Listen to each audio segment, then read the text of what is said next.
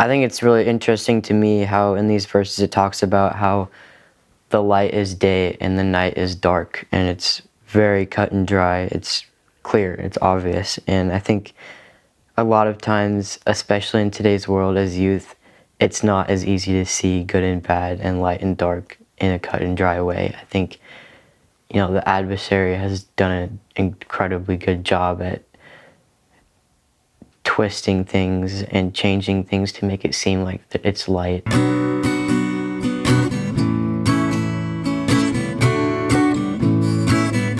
Hi, welcome back to Christ-Led Youth, a podcast for youth by youth. Today we'll be in Genesis 1 and 2, Moses 2 and 3, Abraham 4 and 5. We'll be discussing the creation. What does it mean to be created in God's image?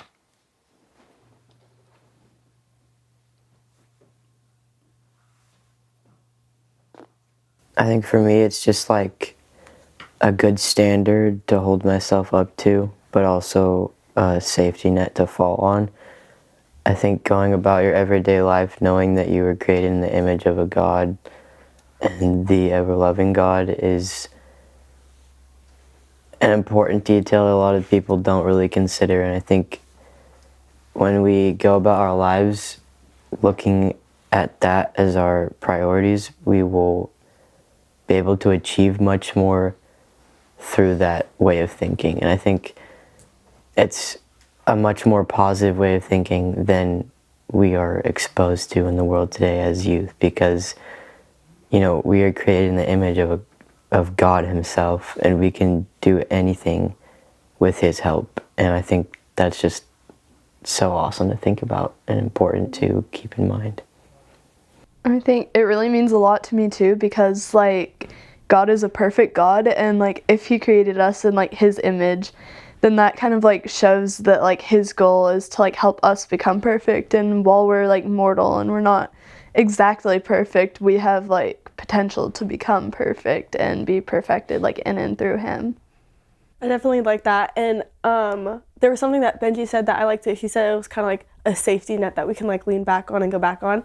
I feel like a lot of the times, especially with today's world and stuff, it's really hard with social media and just phones just in general, always kind of putting that pressure on, that extra pressure on you, oh, I'm supposed to look like this and be like this and all this stuff.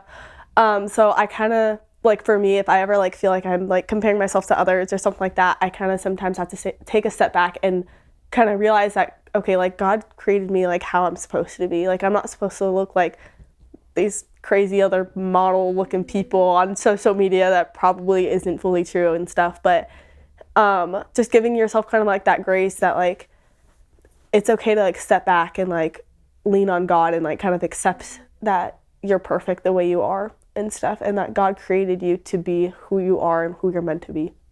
Mm-hmm. And he looks at all of us as his creations and he's like, oh, they're so beautiful. And he took so much time to make us perfect, in his eyes. And something I always think about is the God that created the heavens and the earth looked at the world and said it needed you. Out of everything, there's been billions of people that God has created, and he still crafted you exactly how he wanted you, which I think is so reassuring. Speaking of creation, what are some of your favorite verses or verses that stood out to you guys while studying this week? I think I really enjoyed the first couple of verses of Genesis 1. I'm just going to read them here. And it says, "In the beginning, God created the heaven and the earth. And the earth was without form and void, and darkness was upon the face of the deep. And the Spirit of God moved upon the face of the waters. And God said, let there be light, and there was light. And God saw the light, that it was good. And God divided the light from the darkness. And God called the light day, and the darkness he called night. And the evening and the morning were the first day." I love those verses. I feel I think it's 2, 3, and 4 that stick out to me the most.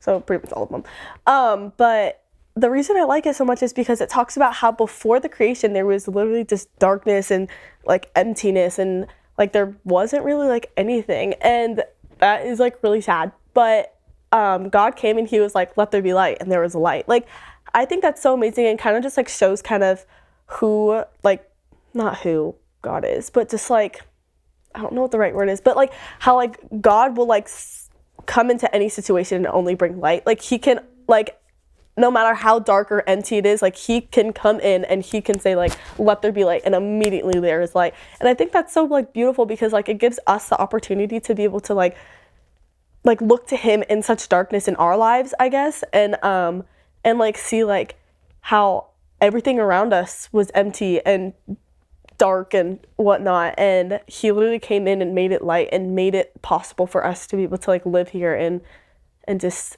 to be able to have light. And I think it also represents him too, like being able to like wake up every day to the sun rising, and we can like think of Christ in that way and be like, look how he lights the world and stuff. Ooh, that was good. I love that. And like that was also something that stood out to me a lot, was just like the emphasis on light. There were several times where like God was like bringing light to like certain situations, like during the creation. And then like there were also several times where he said like God, where it says God saw that it was good. And I like that, because like it's showing that like even though there is that darkness that like Ileana talked about, there's also light. And I think it's kind of cool how he like divided the light and the dark, and he kind of made night and day.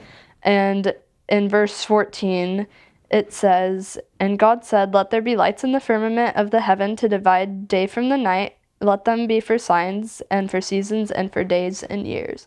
And I think that like with that like division of light and darkness, it can also kind of be like a metaphor for our life. And like we might have like dark days or dark seasons, but like there's always going to be light, and the light's always going to come again. And like through God, that's what brings the light back.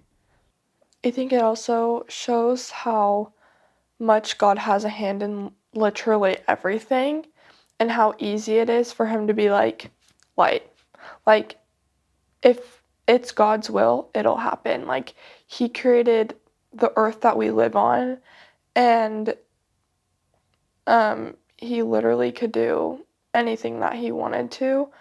And so I think that also is like a great factor of like us trusting in him, because of how much that he can really do. I think it's incredible to see the scale that God can work on and the scale that God often chooses to work on. Because I think for me, light often comes in small heavenly rays.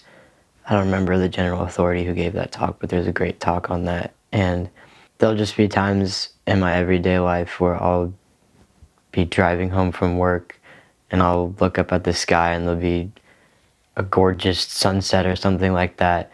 And it's just God sends us heavenly rays in small amounts all the time. And just these little pick-me-ups, especially that's just for me how I've experienced just these little glimpse of the Spirit and little glimpse of light that he sends to us that often we don't see because we aren't in the right state of mind to be listening. I think it's really interesting to me how in these verses it talks about how the light is day and the night is dark, and it's very cut and dry. It's clear, it's obvious. And I think a lot of times, especially in today's world as youth, it's not as easy to see good and bad and light and dark in a cut and dry way. I think, the adversary has done an incredibly good job at twisting things and changing things to make it seem like it's light. So how do you guys, what would you say to the other youth, as how do you gauge that? What do you use as a moral compass, so to speak? I think like something that I heard like a couple years back and I really liked is like when choosing to do something, you have to think about these two things, and it's like, what does it do for you and what does it do to you? And that's always like kind of helped me gauge like between like good and bad, light and dark.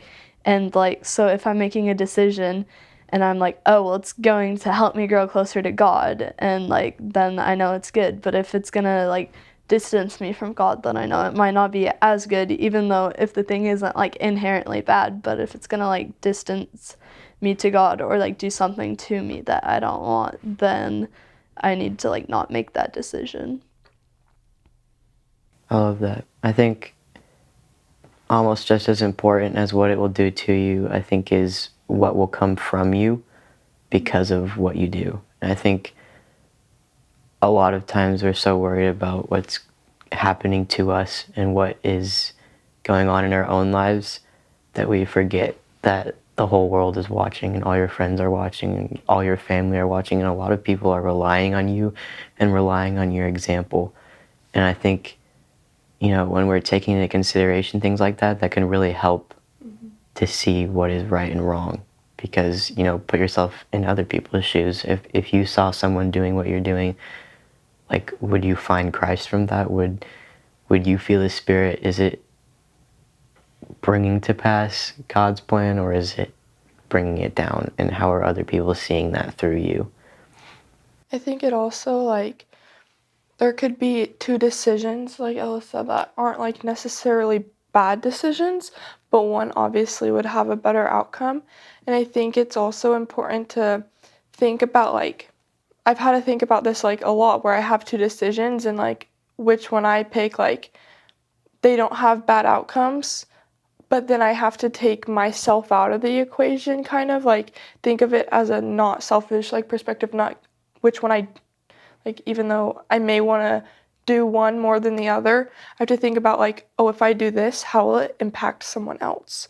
Or if I do this, how will it impact someone else? And so I think that can also, like, when you have two, like, decisions that aren't necessarily bad, think about, like you said, what will come from you, what will others see. And it's like, for an example, I could go to this event that I don't really want to go to, or I could stay home. And if I stay home, then it's not really, like, either option is, like, for me, but I'd rather stay home. But if I go to the event, then I have an opportunity to talk to someone and maybe brighten their day if they needed it. So it's like thinking about not necessarily always bringing light to your life, but bringing light to others' lives as well. And then being able to pick from light and darkness. I think that even in nighttime, there's the stars and the moon, and even if you're going down a darker path or you're having a darker day, just if you look for it, you can find a light that you can follow to navigate and come back closer and bring light back into your life. I love that, like, Benji and Kinsley brought that up, and like how we need to think about how our decisions also impact others, because we're obviously, like, we're gonna impact those around us. And in the creation story, after God creates animals and then he, like, starts to make man, and he says that, like, they're gonna have dominion over all, and so, like, he's kind of giving us stewardship, and, like, he's saying, like, with that stewardship, like, our actions matter, and our actions are gonna impact, like, those around us, and we need to, like, be careful of, like, what the outcomes of our decisions and, like, how they impact others.